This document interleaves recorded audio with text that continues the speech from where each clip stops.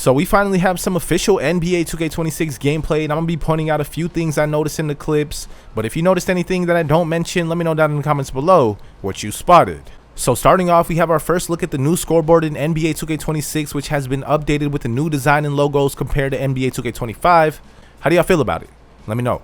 And here you can see the updated and improved new lighting in 2K26 versus 2K25.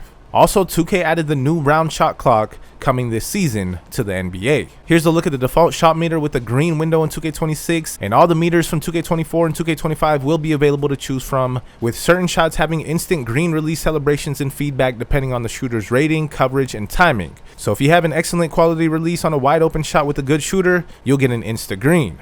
And finally, RNG has been removed from shooting in NBA 2K26, with rhythm shooting being back and enhanced. And most multiplayer game modes will be green or miss, with real player percentage layups being disabled.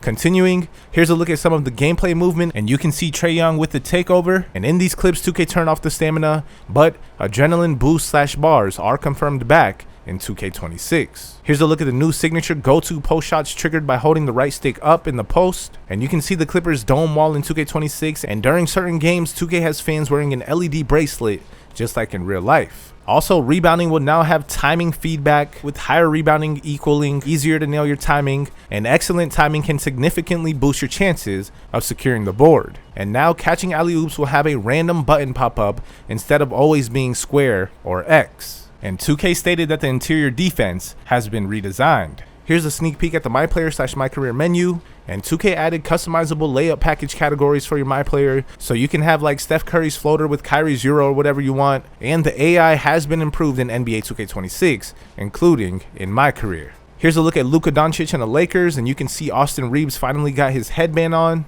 And LeBron still has the same scan since like 2K19. Here's a look at the shot contest with DeRozan shooting over RJ Barrett. Here's our first look at the #1 overall pick Cooper Flag, as well as gameplay versus Bronny.